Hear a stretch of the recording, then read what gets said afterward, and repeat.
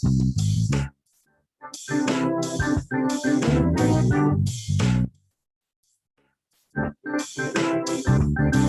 a moment for your body. Take a moment for your mind. Take a moment for your spirit. Take a moment to be loved. Take a moment to be healthy. Take a moment when you pray. Take a moment for worship. Take a moment every day. Take a moment for your body. Take a moment for your mind. Take a moment for your spirit. Take a moment to be loved. Take a moment to be happy. Take a moment when you pray. Take a moment for worship. Take a moment to show you care. Take a moment to show you care. Just to show how much you care. Yeah.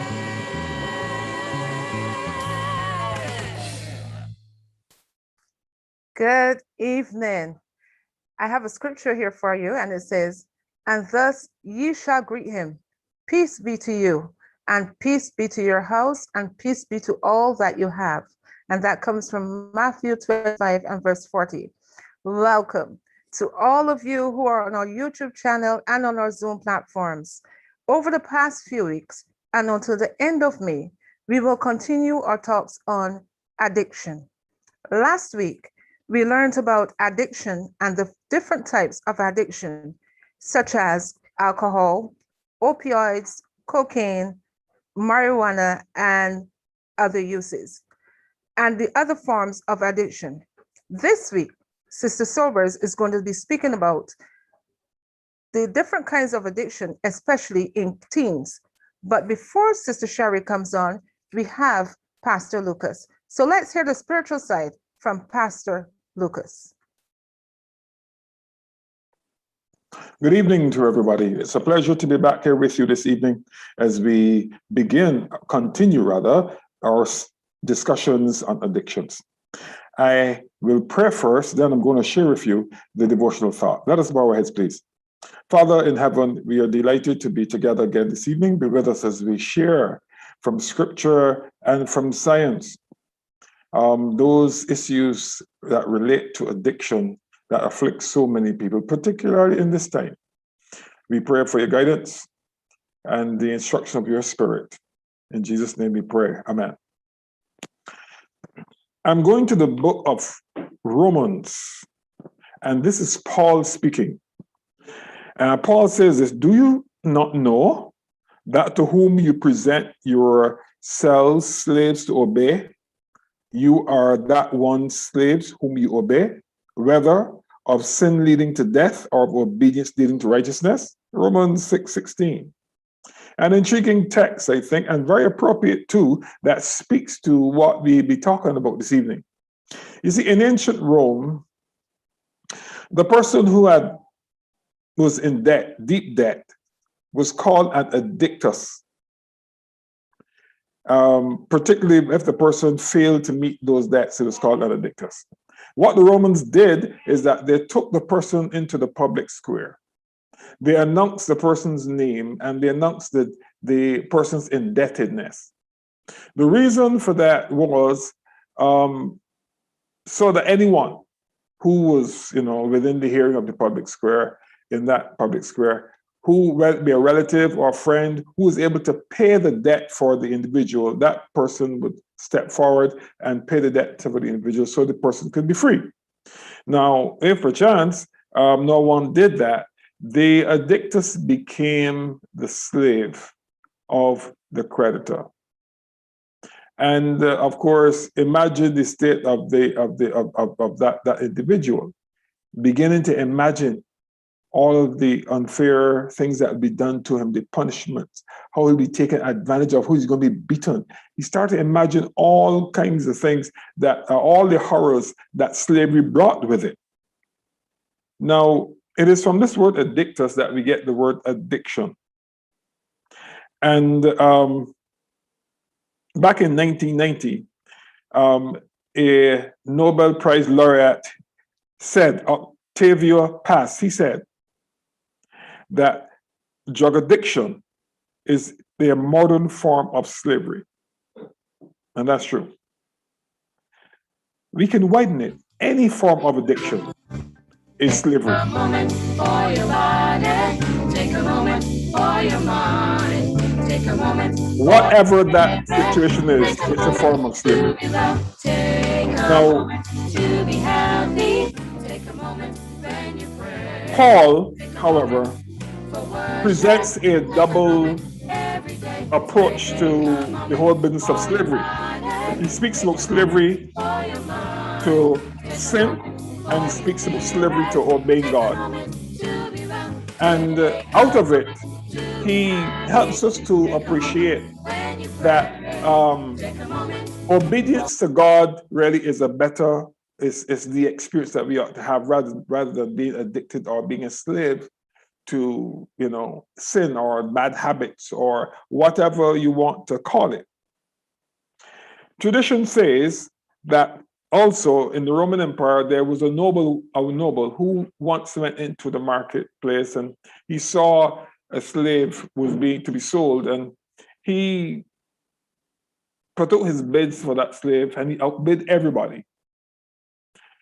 When he got the slave was led away from the marketplace in chains, of course, attached to the one who would have purchased him. And he took the slave with him out into, a remote place. And he said to the slave, look, you are now a free man. I bought you to set you free. You are now a free man. The slave could not believe his ears. And he was so joyful to be freed that he turned to the master and said, listen, I'll be your slave for the rest of your life. Because freedom. And Jesus wants us to have freedom. So whether you be addicted to whatever or slave to whatever, there's hope for all such persons. Jesus says, hey, I am come to set you free. And it's a matter of inclining your mind, making the choice to commit your life to the Lord, whether it be addiction to alcohol, bad habits, cigarettes, or whatever form of those substances that people use, or even work. Yes, we get addicted to work. Whatever is the addiction, the bonds can be broken because Jesus is the one who sets us free. As we study this evening, I pray that what comes out from our discussion will indeed benefit you and help you to understand that your freedom has always been in Christ. Let us trust him. Amen, Pastor. I love that whatever addiction, Jesus can set us free. This week, again, like I said, Sister Sobers is going to speak to us about the different kinds of addictions, especially those related to teens. But before Sister Sobers comes on, I want you, the participants, to have your paper and your pen ready, because remember that at the end of these segments, you will get your chance to ask your questions. So, Sister Sobers, let's hear what you have to say about addictions in teens. Hi, good evening, everyone.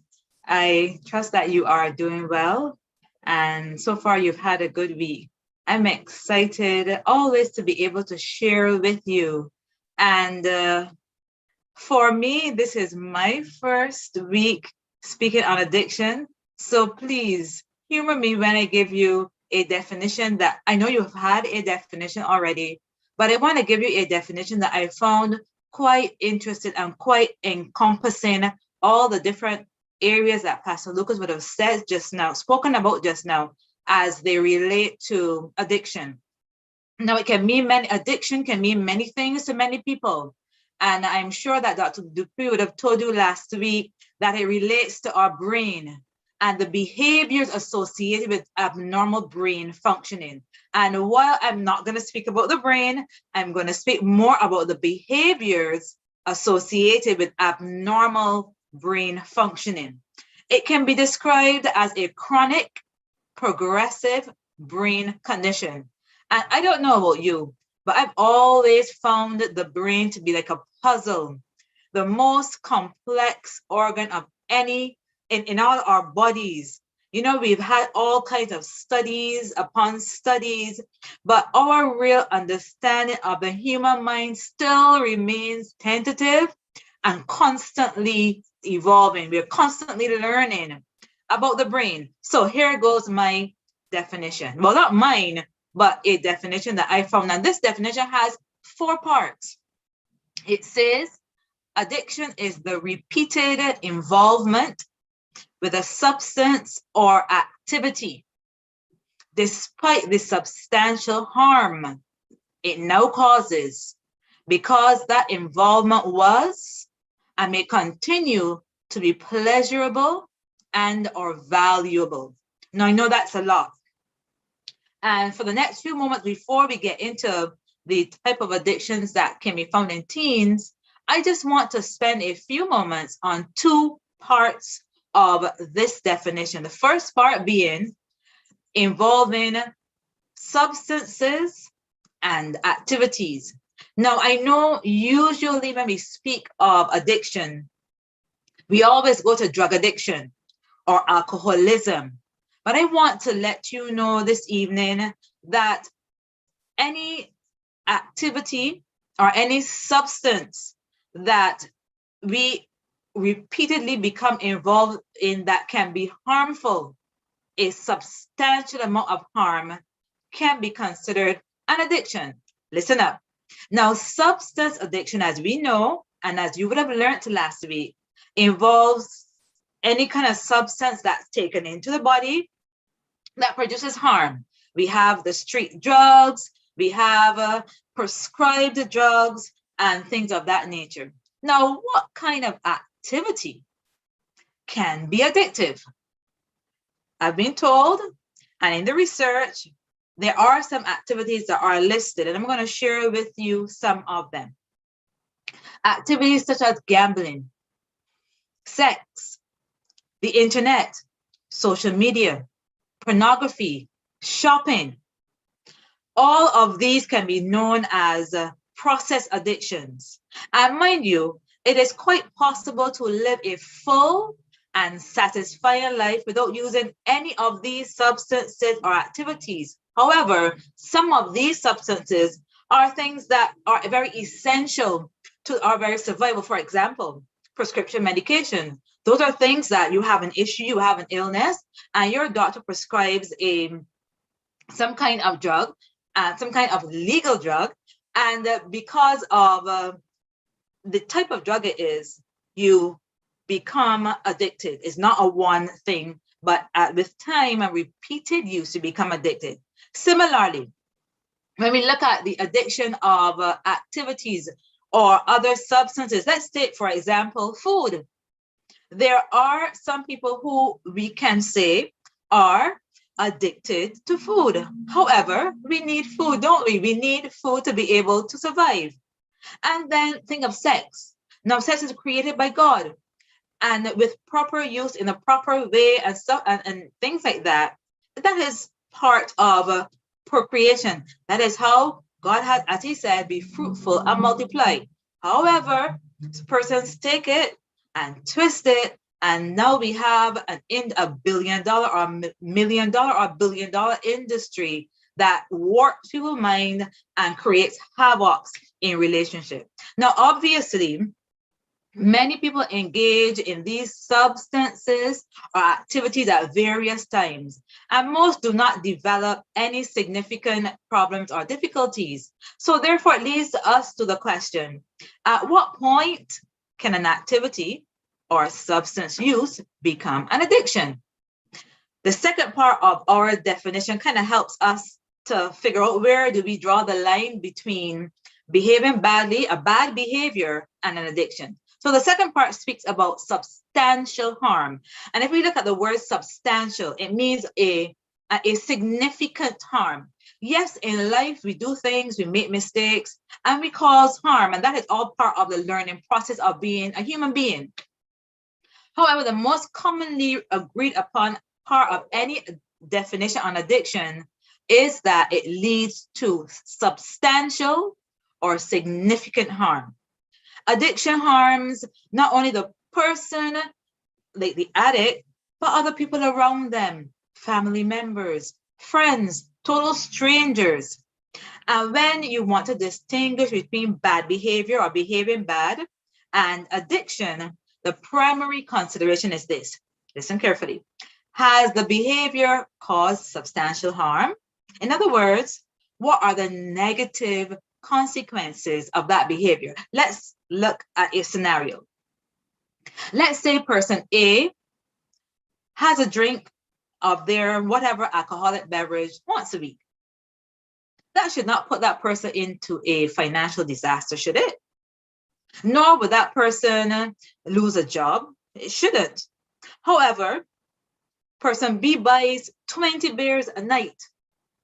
Clearly, that person is going down a wrong road. That can cause significant burden to the family. That person may not be able to buy food, may not be able to pay bills, and I'm sure we know how that scenario can play out. Similarly, with pornography, as we said before, sex is created by God. However, people twist it and make something that is very fake, cause them to lose the whole idea and the whole human contact that you really can enjoy in the right place and in the right time. So when we think about the definition, let's also consider not just the substances, but the activities as well as the extent of substantial harm. We also have persons who are in denial. They say to themselves, oh, I can handle myself, but we know that they can't, and we see the evidence. So let's talk a little bit about teens. We live in a world where we want our young people to flourish. We really want them to be able to, that we say that youth is a great time of your life. And it's a great time where you are adventurous, where you're curious and all of those things. However, for some, the adventure and the curiosity goes a little far. Most people think that drugs and alcohol are the most things that teens are addicted to. However, there are other research has shown that there are other areas and other activities that young people become involved in that they can also become addicted to. I'll share a few with you. And the first one I would like to speak about is the internet. Now, we know that this is the age where everything is online. With COVID now, everything is in front of a screen. And while that is fine, while that is how our life has become, research has indicated that 1.4 to 17.9% of adolescents around the world are addicted to the internet. However, addictions to the internet are not as prevalent funny enough, not only in the United States, but all other countries of the world. Now you may say, well, my child has to be online at school. That's not an addiction. You may say, my child has to do research to be able to complete SBAs and complete different projects. That is not an addiction. When an addiction comes is where there is, remember we said, substantial harm. So a child is on the internet and therefore losing sleep, is on the internet and has difficulty completing simple daily tasks. The academic performance is plummeting. They are losing track of time. They are becoming isolated from friends, family, and experiencing a euphoria so that when the internet is removed, God forbid, you have a power outage or there is something wrong with the Wi-Fi signal or something with the internet, they literally experience withdrawal symptoms. Secondly, gambling. Again, our children, yes, they may have access to money, but you may be surprised at how little amounts of money can create major stirs around young people. And I am talking from 10, 11, 12. When teens lose their ability to limit their playing and spending habits, an addiction may be setting in. Yes, they may play things like marbles, and with there are different areas that I'm not talking necessarily about gambling where they are in a casino or in an arcade, because we know that those have age limits. But we are thinking about simple things where two children, two 11-year-olds will get into a fight because one boy will say, but ma'am, and I'm speaking, I'm telling you from experience, but ma'am, he has my 25 cents. We know in Barbados there have been times when children have inflicted harm upon each other for small amounts of money. When you earn something and you feel that you must have that high and that high again and again. And but then there are also those who go on the top level, who are maxing out their parents' credit cards because they are just going and making, well, they want to be able to make it big. They think they can make it big, but all they're doing is losing money and losing their, not even their money, but their parents' money. And the third one I want to speak about, and the last one I want to speak about, is gaming. Again, we know that this is the era of technology, but this type of addiction is the excessive use of video games. And sometimes these video games have a harmful, not just harmful in terms of the psyche, and not just harmful in terms of the physical, because you get tired and you get, your eyes are red and stuff like that, but the psyche of young people can be damaged because of the excessive use of video games. Although it's not really considered, it's not currently recognized as a type of addiction, there's a growing movement to formally include this as a type of illness, because there are very similar symptoms of gaming addiction, like lack of control, losing control, loss of time. All of these we would have spoken about earlier. Negative impact on a teen's life, hiding from negative or uncomfortable emotions, being defensive when being told, you have to stop this, difficulty completing tasks. All of those things are related to the excessive use of video games. Now, there are two more I have, I'll share them next week, because we want to be able to give you a little bit so we can discuss it. So as I go back over, there are some behavioral addictions in our young people that we have to really, really look out for when it comes to, and as I said, these things can be all good. For example, the internet is good.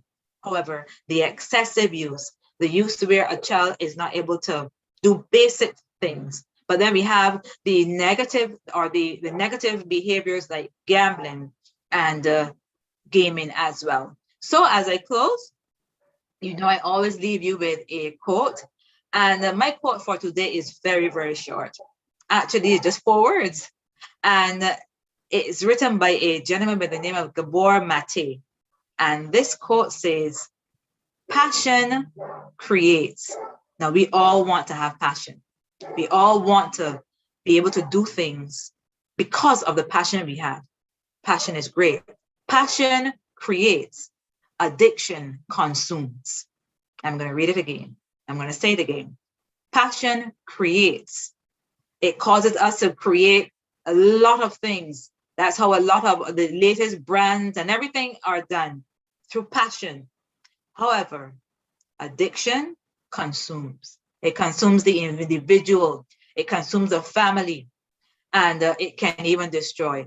I pray that as you go through this month of addictions, and as we learn more, we become introspective, we become more aware, become more informed, so that we can help maybe ourselves or help others, so that the addictions don't destroy, but we are able to get over them through whatever treatment or whatever means that are necessary. Have a good evening, everyone, and I look forward to your queries and your questions in the ending of the segment.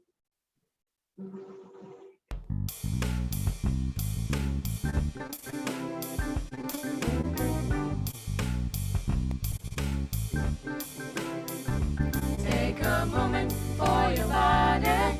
Take a moment for your mind. Take a moment for your spirit. Take a moment to be loved. Take a moment to be healthy. Take a moment when you pray. Take a moment for worship. Take a moment moment every day. Take a moment for your body. Take a moment for your mind. Take a moment for your spirit. Take a moment to be well. Take a moment to be happy. Take a moment when you pray. Take a moment for worship. Take a moment to show you care. Take a moment to show you care. Just to show how much you care. Yeah.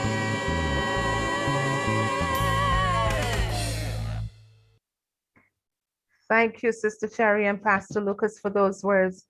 Remember, last week, Dr. Dupuis touched upon what addiction is and why it is classified as a disease. She also gave a brief synopsis on how addiction affects the brain. This week, we are going in depth on the effects of the brain with addiction. You will see different presenter this week, but Dr. Dupuis will be here.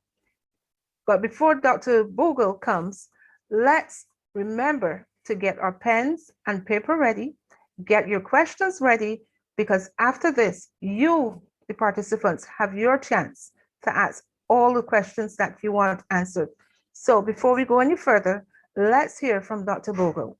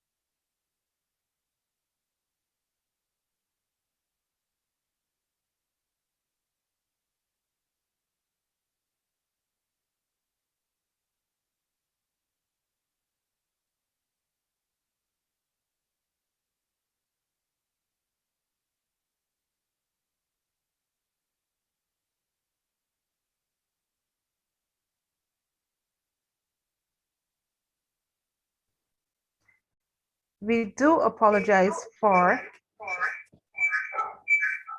Okay, so as I was saying, when I couldn't be heard, I have a colleague of mine, Dr. Desrin Vogel, who is better known for being a lecturer in French and translation at the University of the West Indies, but who at this time also is a student of applied neuroscience with King's College in London, and has earned herself a diploma in psychology and in the neuroscience of the mind.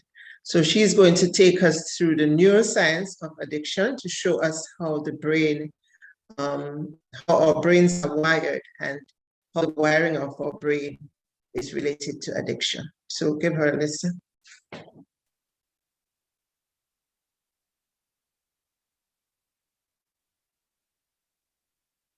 When we look at the brain, those images on the right, that's an interesting project that's going on. The brain is wired to seek pleasure and to avoid pain. That's the 101 of neuroscience. We know that the brain is wired to seek pleasure and to avoid pain. How does this play out in addiction? We will see. Now, this 3-pound organ, the brain only weighs 3 pounds. Can you imagine that? Protected by that skull that we have, it uses 20% of the body's energy, and it's in charge of the entire body. How amazing is that? Now, the connections, the actual cells that are doing the work are called neurons. You would have heard that perhaps before if you have joined us. And these neurons communicate using either electrical or chemical signals. This will become important and more obvious as we go through. And these chemical messengers, we're going to focus on those. They're called neurotransmitters, and there are actually over 100. Most of us know a few names, but there are over 100 neurotransmitters. And The normal functioning is they do their job, they release their chemical, and then they are reabsorbed. Different processes take place, but that's what should happen in the normally functioning brain. But as we look at those images on the right, we realize that there are pathways, as I said. We are wired, as we could say literally, of course, as we see those pathways. So those pathways, as we engage in different activities, those activities become cemented. Those pathways are strengthened, and that's what we would consider a habit. That's what we call a habit. And then if these habits actually give us pleasure, remember, we are wired to seek pleasure. If we get pleasure from these habits, we are more than likely going to repeat that activity that has given us pleasure, and we will be motivated. Sometimes we don't feel motivated. Chances are it's because there's no pleasure involved. So that pleasure motivates us to repeat that action. And all of those are possible because our brains are plastic. The concept of neuroplasticity. The brain will adapt, it will learn, because the aim of what the brain is doing, just as the rest of the body, is to maintain balance. So it will adapt very easily. Now, we're going to talk more about circuits, but we're speaking specifically about dopamine. We hear a lot about dopamine, and we're going to see the role that it plays in substance use disorder. I've put on the right a very simplistic explanation, but very complete, as it were. When a happy chemical flows, neurons connect. Remember, we're talking about wiring, and that wires you to repeat things that feel good. So dopamine isn't bad. So we should not blame dopamine, really. We need dopamine because the body and the brain function normally using dopamine. In fact, it's one of those things, one of the neurotransmitters that we need for survival. So consider survival as one of those main things that we will see happening, the whole concept of survival. But dopamine can be released from natural situations. Think of your favorite meal. When that meal, the thought of that meal makes you want to have that meal, you'll see an advertisement, and that will make you start to salivate the very thought of having that meal. But dopamine can also be released if it is chemically induced, if it is artificially induced. So our daily needs, on average, between 50 and 100. The figures may vary, but we measure the dopamine quantity in nanograms per deciliter. That's on average. So consider 50 to 100 as the average.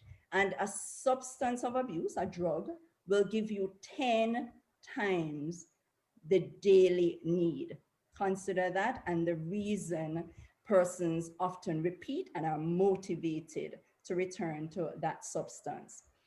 The neural pathways that are involved in addiction will be creating memories. Remember, we said those habits, those memories are going to be stored.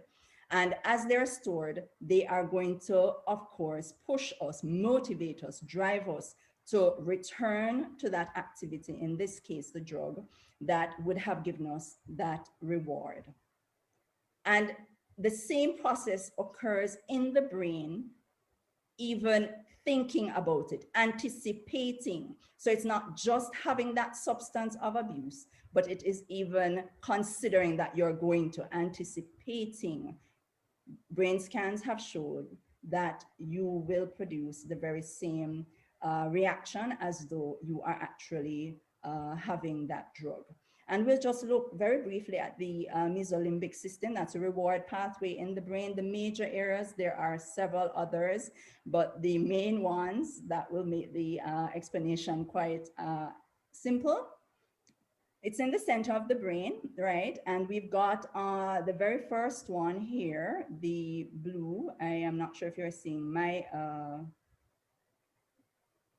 mouse, not my mouse, my pointer. Yeah, we see the pointer. Yeah, thank you, the VTA. So you have the ventral tegmental area, and that's where you get dopamine production. That's where dopamine comes from, the VTA. And then dopamine is going to flow from the VTA to the nucleus accumbens. All these names are, you don't have to remember them, but they are involved in the process of addiction. So from the VTA to the nucleus accumbens and up to the prefrontal cortex. Most of us would be familiar. We talk about the frontal lobe, so we would have an idea, and that's where executive function takes place. The concept of self-control, that's what differentiates us from animals, because our frontal lobes are larger and we make decisions based on different parameters from the instinctive ones that animals would use. And there are different uses, the functions of the prefrontal cortex. So those three areas, we have to remember those as we talk about addiction. So we are going to go more in detail. We've got a substance of abuse. What happens? It has to enter the bloodstream. It enters the bloodstream different ways. We know persons inject, they smoke, or they snort, and it goes to the brain. Now, the drug works in one of two ways. It's either going to imitate a natural neurotransmitter, or it is going to artificially change the levels of a transmitter. Chances are dopamine, but there are also others that we'll see. So there's either going to be an overstimulation, that will be an excess of this neurotransmitter, or it's going to prevent the reabsorption. Remember, we said that the normal functioning would be to release and then reuptake. But there is going to be an abnormal functioning in addiction. Some work in multiple ways because they're going to impact different areas, but all are going to activate the reward pathway. So when we consider addiction, we are thinking of that reward pathway, VTA, nucleus accumbens, the prefrontal cortex, and several other areas in the brain that would be a little bit too much to present now. So let's look at some common substances that we're familiar with. Marijuana, for example, overstimulates dopamine release. We've got alcohol. Again, it's an overstimulation. We've got heroin. It is imitating natural neurotransmitters. Same thing for nicotine.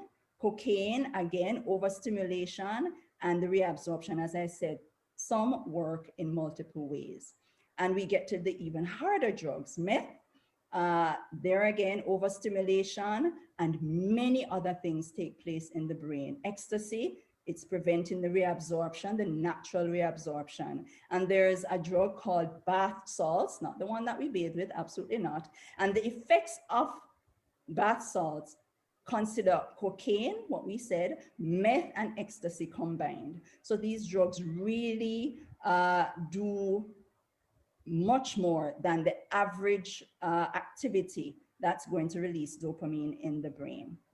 All right, and just to summarize this aspect, so the brain is going to be altered because it's not working, it's not functioning the way it normally functions. We talk about 50 to 100 nanograms per deciliter, and we're having up to 10 times that amount. So consider this quotation from the National Institute on Drug Abuse. For the brain, the difference between normal rewards and drug rewards can be described as the difference between someone whispering into your ear and someone shouting into a microphone. The impact is such that the brain, because of neuroplasticity, is going to be altered. So we're going to look at some changes that actually do occur in the brain as a result of substance use disorder. So we now recognize that because the pathways are not functioning as they should, there is rewiring because the brain is trying to balance. That's what it needs to do. Some images are there. The low metabolism, the areas that are in red would be indicating normal function in blood flow. If we look at the abuser in 1 week, we realize that there is reduction in that blood flow. And in 3 months, most of it is gone. So let's look at what happens. The frontal lobe that we spoke about, that prefrontal cortex, the volume itself is reduced. So structurally, physically, when you look at it, it's going to be smaller. The density as well is going to be reduced. And the metabolic rate, as we see in the images, will be much lower than the normal functioning brain. We spoke about the ventral tegmental area. We have the nucleus accumbens, and in those areas, there are less dopamine D2 receptors. Don't worry about those names, but in the dopamine cannot be processed the way it ought to be processed. And then the impact at the prefrontal cortex is that there's less self-control. So we often wonder why addicts are not able to control themselves. But when we look at what's happening in their brain, it's because at the level of that prefrontal cortex and different areas, there is simply not enough to work with, as it were. There is less volume, less density, and the metabolic rate has been slowed. Some more images. If you look here, the normal functioning, just physiologically, just the very way that neuron is going to look, you can see already that there has been significant change in the neuron. So this is just a few. Actually, they have recorded over 100 different changes that actually take place in the brain. So I am mentioning just a few of them. So of course, the cell-to-cell signaling has been disrupted. The way the cells should function, they are not able to function because there is overstimulation, or there has been reabsorption that has been blocked, or the natural neurotransmitter has been taken over the different areas, the receptors that should be used for the natural neurotransmitters. They have been blocked and used by the substance. We also have gene expression. We talk a lot about the genes that we get and lifestyle being able to modify. Indeed, there is going to be gene expression that's altered. The ways in which that would happen, again, a long discussion in and of itself. And cells actually die. Our nerve cells will die as a result of the prolonged use of these substances. And neurogenesis is the fact that we actually grow new neurons, new nerve cells, not as many as we have at birth, but there is growth. And with substance abuse, either neurogenesis stops or it is greatly reduced. And that will impact, of course, the amount of function that the brain can actually carry out. Now we'll move to cravings. We said we're going to look at circuits, cravings, and cues. Now we often hear persons who have been addicted talk about the cravings. We hear how bad they are and how almost impossible it is to overcome the cravings. That image on the right gives us an idea. In the non-addicted brain, we have a lot of control. The prefrontal cortex is functioning normally. So when there is information coming in, we are able to consider all aspects and we are able to make a decision. In that addicted brain, that control would be greatly reduced because we've seen that there is volume and density and metabolism decrease in the prefrontal cortex. The drive or the motivation in the non-addicted brain is what it ought to be, as it were. It is going to be motivated by those patterns, those experiences. It is not going to be overwhelming. Control is what is going to be more important in the context of the non-addicted brain. But as we look at the images, we see that it's drive, that motivation to get more of that substance that is going to take over from the control. And then the memory, remember we said that when we engage in a particular activity, that the circuitry for memory is also activated, and that will motivate us to repeat because we want the pleasure, or we are not going to repeat because we want to avoid pain. And in the context of the addicted brain, we realize that the memory is also greatly enhanced because of that pleasurable feeling.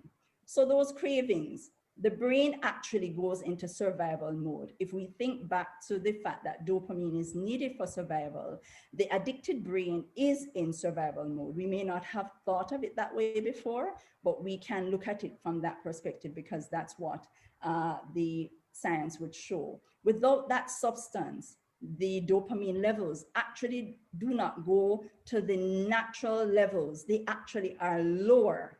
So consider that you don't have the normal amount of dopamine. That really does put you into survival mode. And the craving is there because the memories are there. For you, the addicted person, it becomes a need. It is not a want or a desire. It is a need because of those dopamine levels that are lower. Because of the prefrontal cortex and all the changes that have taken place biologically, self-control is already compromised. We do not have enough decision-making capacity to actually resist the cravings. The motivation, the drive has been increased, so we're just going to seek, and the memory, those 3 areas that we looked at. And actually these cravings can last up to 2 years. So sometimes we wonder why persons who have stopped taking a drug seem to relapse, but it's because the memory is there, and it's usually difficult to override those memories just by willpower.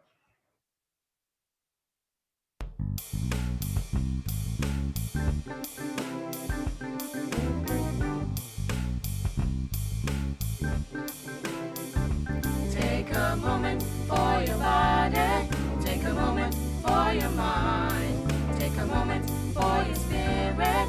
Take a moment to be loved. Take a moment to be healthy. Take a moment when you pray. Take a moment for worship. Take a moment every day. Take a moment for your body. Take a moment for your mind. Take a moment for your spirit.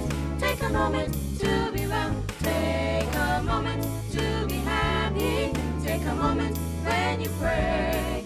Take a moment for worship. Take a moment to show you care. Take a moment to show you care. Just to show how much you care.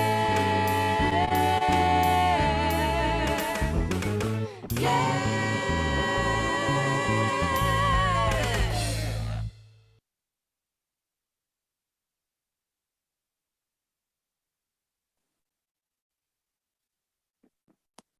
I want to thank Dr. Desiree Bogle for that awesomeness on the brain.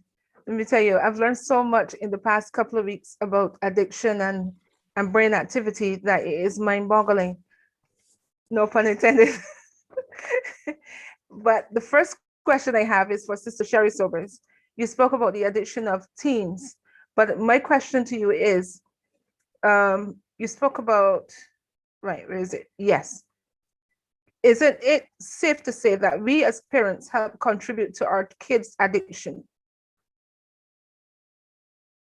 Well, I would say that at times, yes, adults who do not set parameters, boundaries, would invariably contribute to the type of bad behaviors that their children exhibit. And one of those bad behaviors would be an addiction. So yes, so it therefore means that parents and adults, and not only parents, but well-intentioned adults, family members, guardians, should see their role of monitoring these young people as so important. You know, if children love boundaries, they love to be able to be, when I say they love boundaries, I mean that if you don't give them boundaries, they'll do whatever, but they appreciate and they respect you more when you show them that they can't just come around and do whatever they feel like, when they feel like, how they feel like. So it is important, it is an important part of parenting and helping them to understand that while they may have the propensity or the leaning to some of these negative behaviors, we are here as adults to rein them in and show them the consequences that can result from continuous use of and abuse of whatever addiction, be it whatever the addiction is, whatever the negative behavior, whatever the bad behavior is. So yes, unfortunately, poor parenting skills can attribute to that.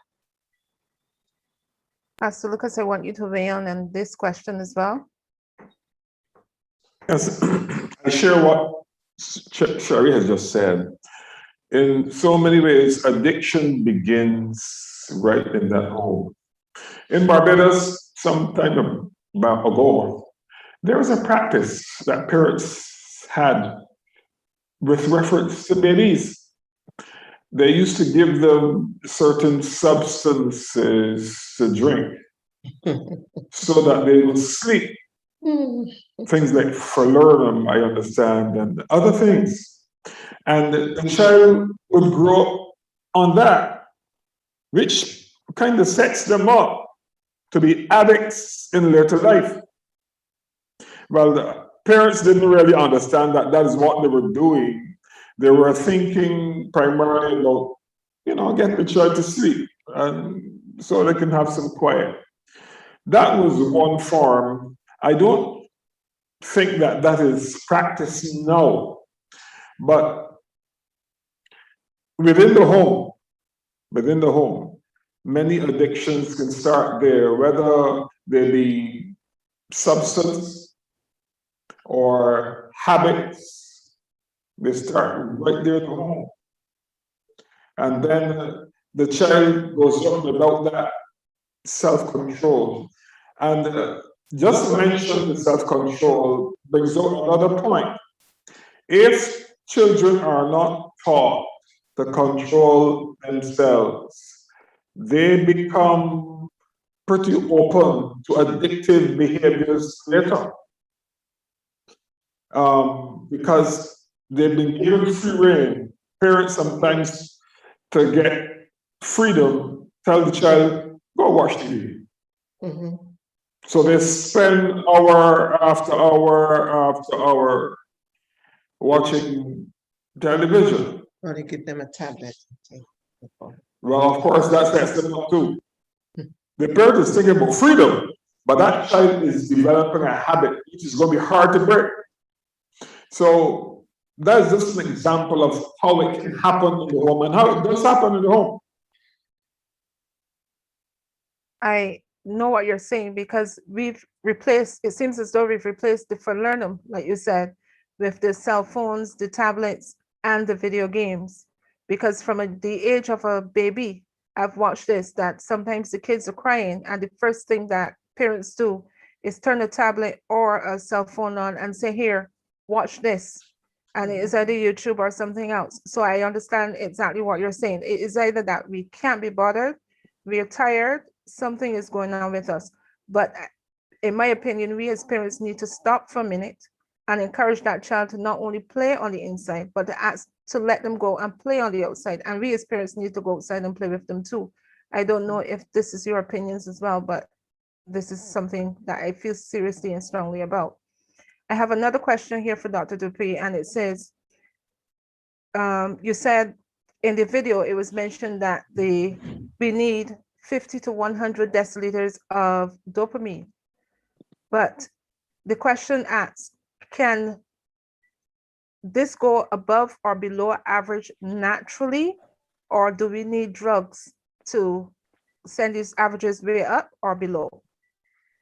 No, the brain naturally produces dopamine when it experiences pleasure or when it's about to experience pleasure. So the values the levels can vary. However, if we are going through a period of depression, for example, we may not be producing enough dopamine, and so we may need some help. We may need a drug, a medication that produces just the right amount, or prevents the dopamine from being reuptaken. As Sister Dr. Bogle had mentioned.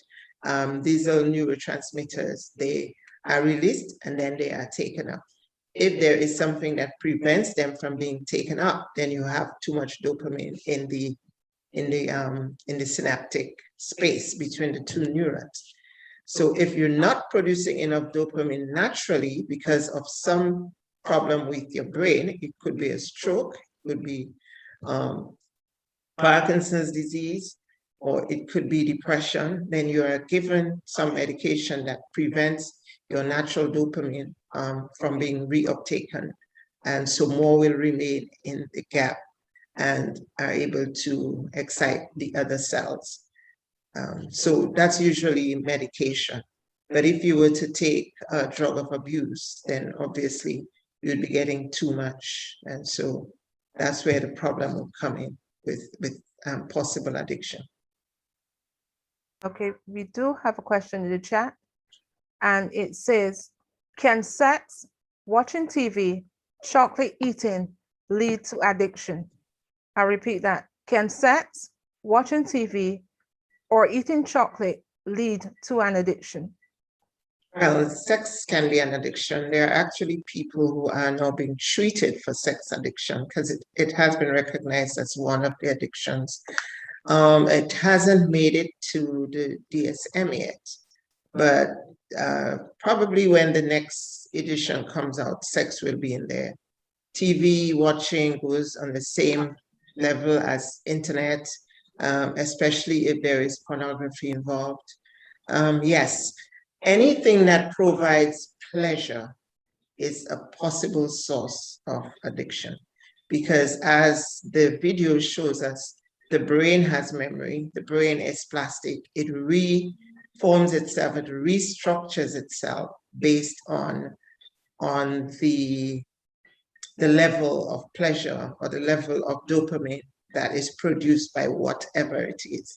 So if you have a favorite meal, you tend to go back for it, and it may not be an addiction, but some people will get addicted to chocolate, because other than just the sugar high, there's also the chocolate, there's also the caffeine and the theobromine that makes you feel good. And so, yeah, chocolate is one of those things, and sex, definitely, because sex is pleasure. I mean, if you're not getting any pleasure from sex, then very likely you wouldn't be addicted. But that's why we have large frontal lobes, so that we can make the right decisions, we can make the right judgments. However, if we reduce the size of our prefrontal cortex by addictive drugs, then that's when we start behaving like animals, and we start behaving by instinct. And so when you want sex, you go for sex, just like a cat or a dog. So we need to preserve our brains by starting out right. And that's why we're doing these lectures, so that people learn and can teach others, so that while you still have your correct brain and it hasn't been modified by addictions, you can make the right choices. And if you see yourself getting addicted, and you can make the changes necessary to prevent the addiction. We're smart enough, God made us smart enough to be able to make those decisions. Kathy, I'd just like you to repeat the statement again. Which Okay. statement? The question? The question. Okay, Oh. the question asks, can sex, watching TV, chocolate eating lead to an addiction? And I'll add one more to that, because that question was asked here too. So I'll add this one. Can reading books be an addiction? Okay, while I appreciate what Dr. Dupree said, and I understand that, I see it, I don't want to disagree. I will not disagree with the good doctor. I see it different. I take them, and I take those 4 activities: sex, eating chocolate, reading, what's the next one? Watching TV. Watching TV, and those are 4? Yeah. Right. I see them in and of themselves as wholesome activities. In and of themselves. I see that there are bad habits that can be formed. But when I look at the definition that I would have used earlier, and I know that there may be other definitions, but in the definition, it speaks to the substantial harm. So that's where I agree with you, Doc, in terms of the sex, taking sex, for example. Sex created by God, wholesome in a marriage relationship. And but then with the twisted and the misuse and the bad choices and the decisions to view it in a negative way and use it as an abusive activity, that's where it can be an addiction. That's where it can lead to an addiction. And I see them all as positive things that, if used in the wrong context, can become negative, wherein they will become an addiction. Just like chocolate, in and of itself. However, if there is that uncontrollable need for it, and then when it is not received, or when you don't have it, the withdrawal symptoms that you get. Similarly with reading, the substantial harm Mills and you are Boons. Pardon? Mills and Boons when we were teenagers. Right, Yeah. right. So reading of itself is good, but then when you take reading and all you are doing all day is reading, and not only just reading, but you begin to live a fantasy. Right. Where you think that you're going to have this knight and shining armor riding on a horse and picking you up and swooning you and all of those things, where you now live in a virtual reality or a really unreal world, a fantasy world. So that's where I see the good becoming bad. Yes. So it's not a disagreement, Doc. It's just an expansion. Expatiation. Okay, I have another question. It says, can the damage made by addiction ever be reversed? If so, how can it be done? Yes, it can be reversed. It takes a lot of work though, because sometimes addiction actually causes some physical damage to the body. For example, alcohol damages the lungs eventually. I don't think that one can be reversed. You cannot, maybe you can get another set of lungs, but I don't think that can be reversed.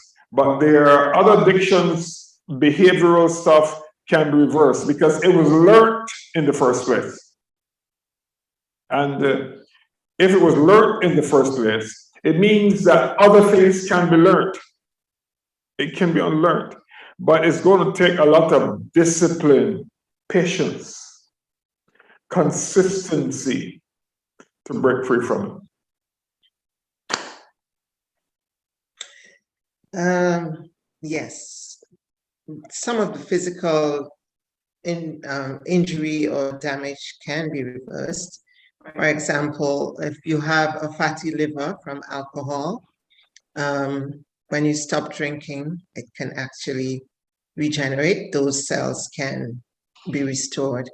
And if you stop smoking early, you can actually regain some of your lung tissue. But while we're on that, one of the reasons we were doing these series as well is because we are aware that we have addicts in the church. We're not only doing this for people outside of the church. Right. We're also hoping to get people from the church to listen to it, because we have addicts in the church as well. Smokers, alcohol addicts, and generally the reaction of the church, at least in the earlier days, was to disfellowship the person who couldn't get over their drinking habit or their smoking habit. We now realize that these people need more help than we can give them just by talking to them or by preaching to them. And that now that we understand that the brain is plastic and the brain can be remolded, and that the memory and the neurons, the neuronal circuits can become fixed, then we understand that when people go back into drugs, it's because they're trying to feel, because the brain has been wired to avoid pain. And so withdrawal symptoms are painful I have a friend who was trying to quit alcohol, and the first thing he would normally do in the morning, he was a writer, and before he could steady his hands to type, he would drink a teacup full of alcohol.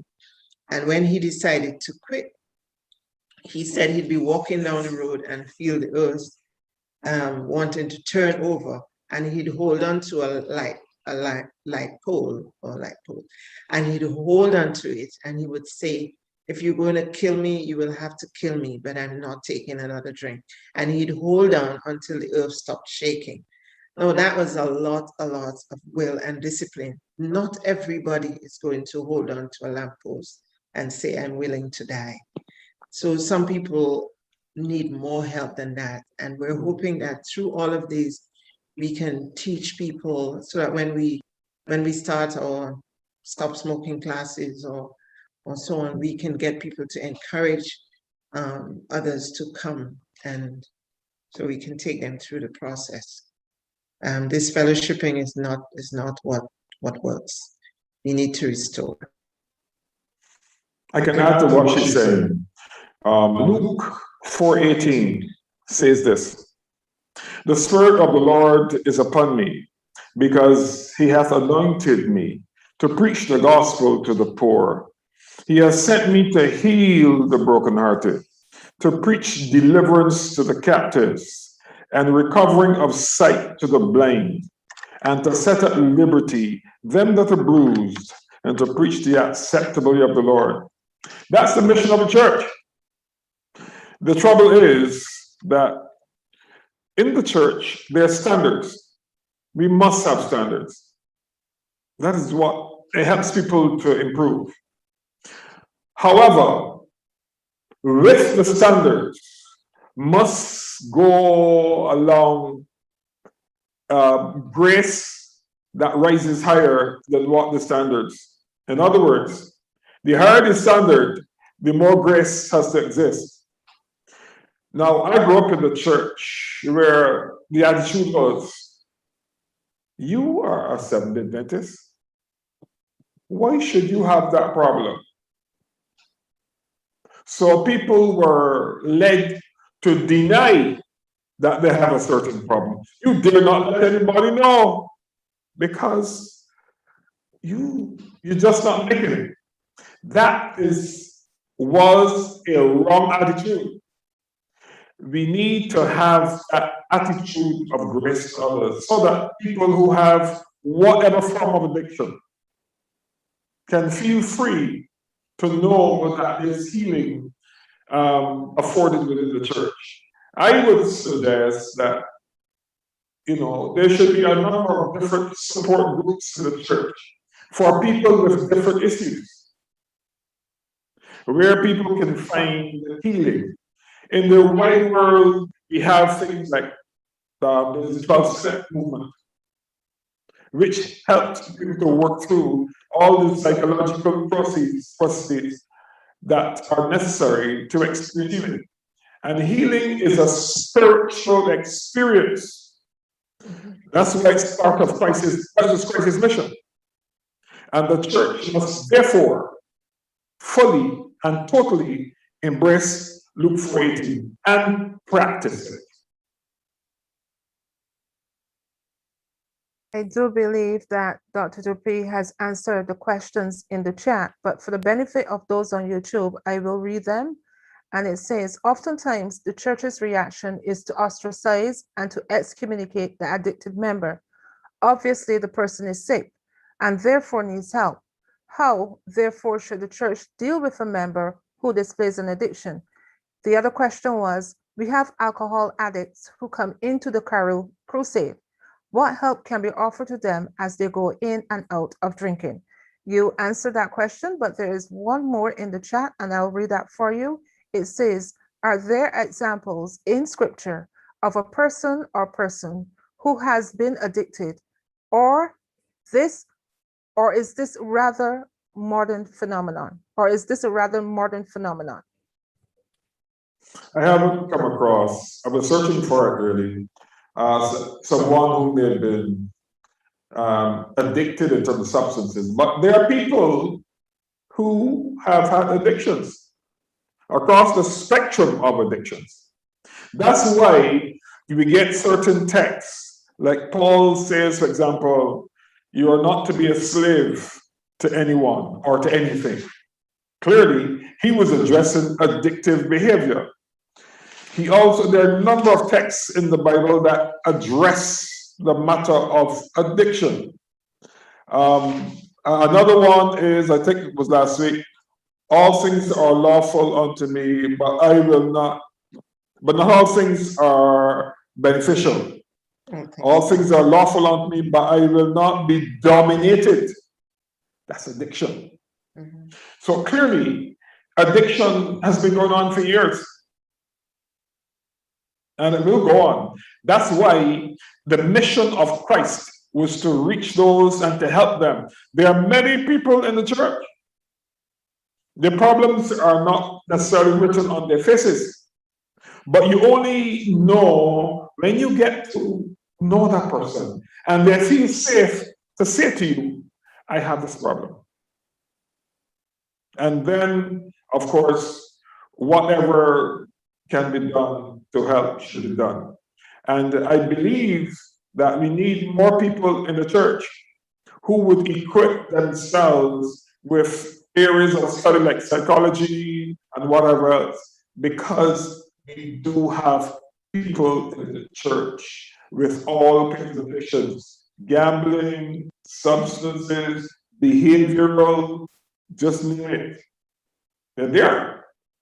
And many are struggling to get through. And they need a helping hand. And that's how Jesus works in the church, through others, to help others. But I can assure you, it is not a very easy process, because you're going to have to walk hand in hand with that person, side by side, to help them rise to the particular standard that the Lord wants them to work to.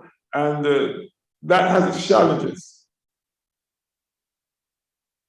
Thank you so much, Pastor Lucas. Thank you so much, Sister Sobers and Dr. Dupree. You know, this week we've learned about the different kinds of addictions, especially those related to themes. We've spoken about the prefrontal cortex, we've spoken about dopamine and the different circuits. We've also spoken about addiction and the different causes and how it can be helped and cured. What I want you to take away from this is that someone mentioned in one of the chats that we are in, and it was mentioned that they didn't look at this in this light. And I want you to think on this, because to be honest, I really didn't look at it like this either. So I want you to look at it like this week. I'm not going to leave you a thought. I'm just going to leave you with this. Addicts continue to take drugs to avoid pain. At first, it was for pleasure, and then it becomes survival. I want you to join us again next Thursday at 6 p.m. for another Healing Moments. Tell a friend that Healing Moments is on. So until next week, have a healing moment. See you then.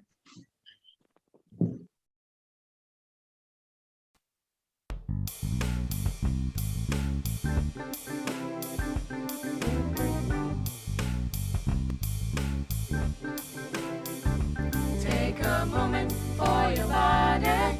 Take a moment for your mind. Take a moment for your spirit. Take a moment to be well. Take a moment to be healthy. Take a moment when you pray. Take a moment for worship.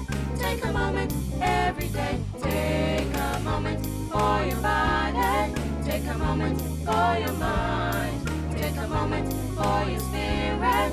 Take a moment to be well. Take a moment to be happy. Take a moment when you pray. Take a moment for worship. Take a moment to show you care. Take a moment to show you care. Just to show how much you care.